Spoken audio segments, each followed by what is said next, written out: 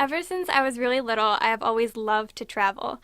And growing up, I got to go to a lot of different places in the US and North America, but I'd always wanted to travel further, especially to Europe. So I was really happy my sophomore year when I got accepted into the Vidido Global Leadership Institute here at SVSU. It's a 3 semester program of distinction with a week long study abroad in your last semester. And I was really excited when I found out that my group would be traveling to Prague, Czech Republic, because not only was I finally getting to go to Europe, but I also got to go somewhere that was really special to me. I have a lot of Czech heritage in my family, and getting to actually go to the place where a lot of my family traditions, recipes, languages, and stories have come from was such a great experience for me. And not only did I get to go there and meet with a lot of different business leaders and experience the sights, the culture, the food, and the people, but I got to bring all of those experiences back with me to my grandparents and the rest of my family.